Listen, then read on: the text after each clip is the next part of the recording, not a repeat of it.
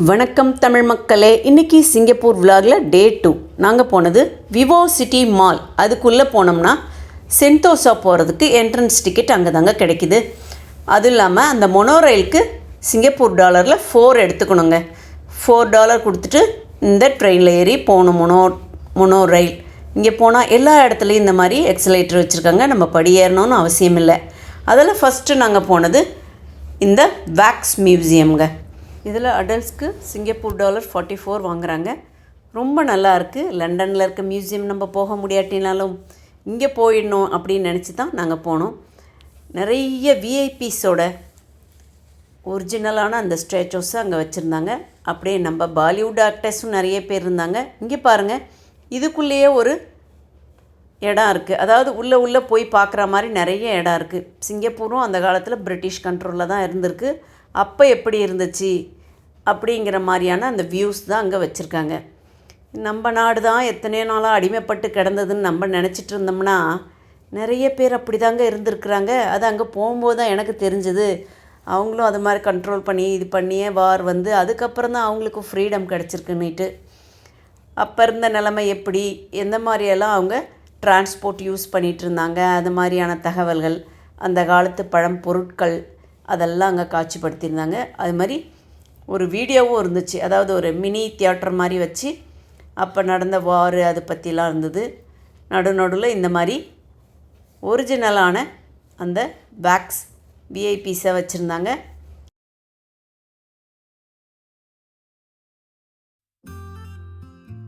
பாருங்கள், இதுக்குள்ளே ஒரு போட் சவாரி.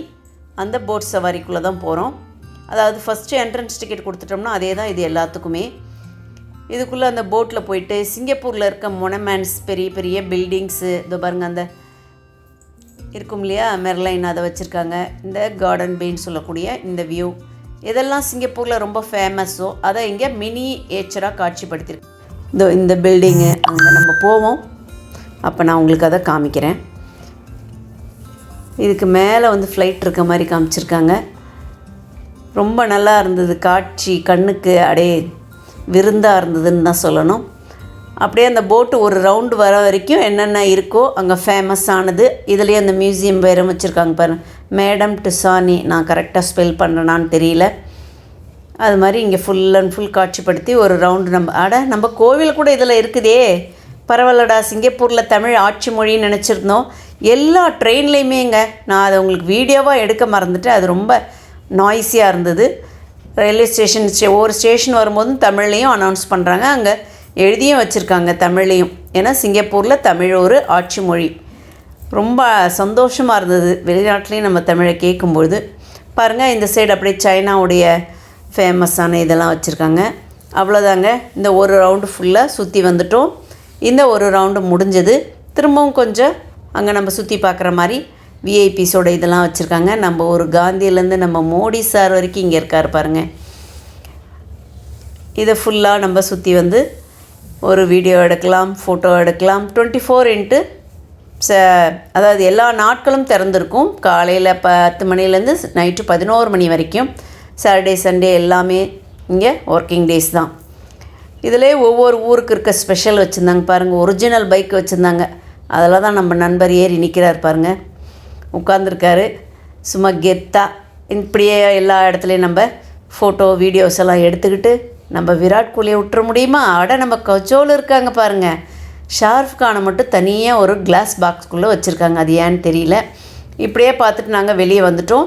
செந்தோசாக்குள்ளே எந்த பஸ்ஸில் போனாலும் உங்களுக்கு ஃப்ரீ தான். எத்தனை வாட்டி வேணாலும் போய்க்கலாம் வந்துக்கலாம். அதுக்காக நம்ம டிக்கெட் கொடுத்து போகணுன்னு அர்த்தம் கிடையாது. ஏன்னா ஒரு தனி ஐலாண்டே இவங்க இந்த மாதிரி பிக்னிக் ஸ்பாட் மாதிரி மாற்றி வச்சுருக்காங்க, டூரிசம் பிளேஸாக. இந்த இடத்துல பாருங்கள், மலைப்பாம்பை கழுத்தில் போட்டு தாத்தா அந்த பையனை என்ன பாடுபடுத்துகிறாரு. எல்லாத்துக்கும் பைசா கொடுத்து நம்ம ஃபோட்டோ எடுத்துக்கிற மாதிரி தாங்க இருக்குது. இதுக்கடுத்து நாங்கள் வந்தது ஃபோர்ட் சிலோசா அப்படிங்கிற இந்த இடம். Right, that is our central business district where you can find some of our banks and offices, right, the harbour, the cruise center, and you notice a small ferry. Yep. The small boat, they will take you from here to Batam. Sentosa தீவை சுற்றி எவ்வளோ குட்டி குட்டி தீவுகள் இருக்குது பாருங்க. இங்கேருந்து தூரத்தில் தெரிகிற அந்த இடம் இந்தோனேஷியா அப்படின்னு அந்த கைடம்மா சொன்னாங்க. பாருங்கள் எவ்வளோ அழகாக இருக்குது. ரொம்ப நல்லா க்ளீனாக இருக்குது. அது ஒரு பெரிய விஷயம். இங்கே எங்கே திரும்பினாலும் சுத்தமாக இருக்குன்றது சொல்லியே ஆகணும். To explore a little bit more. Okay, behind you. Right, this bridge, right, is about 200 meters. 5 minutes walk to the fortress. Right, so you can go there, take some photo, come back the same way. அப்படியே கொஞ்சம் தூரம் நம்ம நடந்து போய் இந்த அழகை ரசிச்சுட்டு வரலாம். ஒரு 200 மீட்டர் நடக்கிற மாதிரி ஒரு இடம் இருக்குது பிரிட்ஜில்.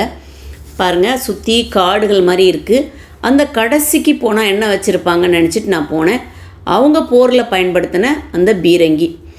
எல்லா நாட்டிலையும் ஏதோ ஒரு அழியாத சின்னம் ஒன்று ஞாபகப்படுத்திகிட்டே இருக்குது. நம்ம நாட்டில் எத்தனை பேர் ஆண்டிருக்காங்க அப்படிங்கிறத எல்லாம் பார்த்து முடிச்சுட்டு இந்த இடத்துக்கு வந்தோம். இந்த இடம் பாருங்கள், ஒரு வாக்வே மாதிரி தான் இருக்குது.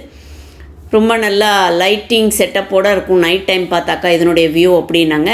நாங்கள் இன்றைக்கி அவ்வளோ நேரம் வரைக்கும் இருக்கமான்னு தெரியல, இருந்தால் உங்களுக்கு காமிக்கிறேன். இந்த ஒரு இடம் உங்களுக்கு சொல்லியே ஆகணும். இங்கே பாருங்கள், சுற்றி இந்த மாதிரி வச்சுருந்தாங்க. இதில் தண்ணி வரும்போது எப்படி இருக்கும்னாக்கா அவங்க சொல்கிறது கேளுங்களேன்.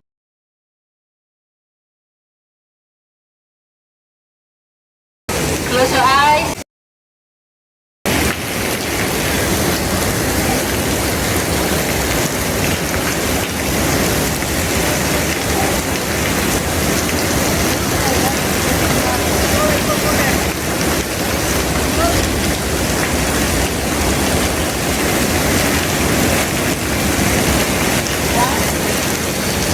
உண்மையான அறிவுக்கிட்டே வந்து நின்றுட்டோமோ அப்படிங்கிற மாதிரி ஒரு ஃபீலிங் தான் இருந்தது. அடுத்து நாங்கள் போனது இந்த சென்டோசாவில் இருக்க ஸ்கை ஃப்ளை கேபிள் கார். அது பர் ஹெட் $30 சிங்கப்பூர் டாலர். இது நீங்கள் நிச்சயமாக மிஸ் பண்ணாமல் போயிட்டு வாங்க இந்த இடத்துக்கு போனாக்கா. ஏன்னா அவ்வளோ ஒர்த்துன்னு தான் சொல்லுவேன். ரொம்ப ஹைட்லேருந்து நம்ம அந்த சென்டோசாவுடைய அழகை ரசிக்கிறதுக்கு இது ஒரு சிறந்த பயணம்னு தான் சொல்ல முடியும். இதில் நம்ம உட்காந்துட்டு போகும்போது பாருங்கள், அந்த சைடில் அந்த கடல், அங்கே இருக்க கப்பல்கள், அது மட்டும் இல்லை அந்த தீவை சுற்றியுமே நம்ம அழகாக பார்க்க முடியுது. எவ்வளோ நல்லா இருக்குது பாருங்கள். இந்த மேலேருந்து இந்த வியூ நிறைய காசு ஓடுதுங்க. நான் இதுக்கு முன்னாடி காஷ்மீரில் போகும்போது கொஞ்சம் இருந்துச்சு. இந்த இடத்துல அது பாட்டு ரொம்ப ஸ்பீடாக போயிட்டு வருது. அதிலே 2 ஸ்டேஜ் இருக்குது. நம்ம ஒரு இடத்துல போய் இறங்குறதுனால இறங்கிக்கலாம், இல்லை அதுக்கு இடத்துல போய் இறங்கிக்கனாலும் இறங்கிக்கலாம். அந்த மாதிரி இந்த மேலேருந்து பார்க்கும்போது இந்த கடல், இதனோட அழகெல்லாம் அப்படியே பார்க்க முடியுது. ஒரு படத்தில் ஒரு பாட்டு வருமே, யாரும் இல்லாத தீவு ஒன்று வேண்டும், அங்கே அழகான வீடு ஒன்று வேண்டும்னு. அந்த மாதிரி தான் மேலேருந்து பார்க்கும்போது அந்த வியூ அப்படி தான் இருந்துச்சு. எவ்வளோ நல்லா இருக்குது பார்த்தீங்களா. இந்த தீவில் குட்டி குட்டியாக அந்த இடத்துல இருக்கிறத மட்டும் அப்படியே யூஸ் பண்ணியிருக்காங்க.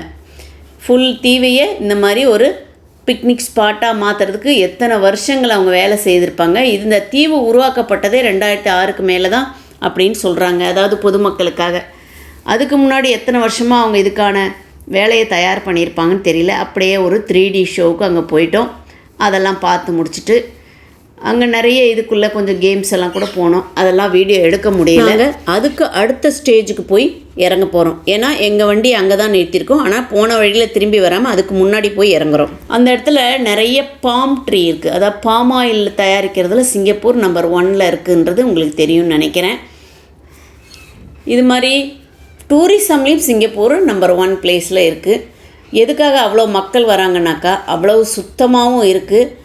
எல்லா இடமும் பார்க்குறதுக்கு ரொம்ப நிறைய இடங்களும் இருக்குது. அதனால நான் நினைக்கிறேன், சரி நம்ம இப்போ தான் வாழ்க்கையிலே ஃபஸ்ட்டு வாட்டி வரோம், எதையும் மிஸ் பண்ணக்கூடாது. கொஞ்சம் செலவு அதிகம்தான், வந்ததே வந்தாச்சு, எல்லாத்தையும் பார்த்துட்டு போகணும் அப்படிங்கிற மனநிலை தான் அங்கே எல்லாருக்குமே இருக்குது. நிறைய தமிழர்கள் இருக்காங்க, இந்தியன்ஸ் நிறைய பேர் வந்திருக்காங்க. பாருங்கள் எவ்வளோ வெல் டிரான்ஸ்போர்ட்டு, இந்த கேபிள் காரு, அது மட்டும் இல்லை மொனோ ரயில் எல்லாமே கனெக்டடாக இருக்குது. அதனால் நமக்கு எங்கே போனாலும் க்ரௌட் இருக்குமோ அந்த மாதிரிலாம் நம்ம யோசிக்காமல் அழகாக எல்லா இடத்தையும் நம்மளால் ரசிக்க முடியுதுங்க. அவ்வளோதான், நாங்கள் இந்த கேபிள் காரை விட்டு இறங்கி நடக்கிறோம். பாருங்கள் பின்னாடி மொனோ ரயில் உங்களுக்கு தெரியுதா? நான் அது உள்ளே உட்காந்துருக்கும் போது உங்களுக்கு காமிக்க முடியல. இப்படி வெளியே பாருங்கள், அது மொனோ ரயில். அடுத்ததாக நாங்கள் போன இடம் விங்ஸ் ஆஃப் டைம் ஷோ. அதை அடுத்த வீடியோவில் போடுறோன்னே, ஒரே வீடியோவில் எதுக்கு? ஏங்க அப்படியே போகிறீங்களே, சப்ஸ்கிரைப் பண்ணாட்டி பண்ணிவிட்டு போங்க. தேங்க்யூ.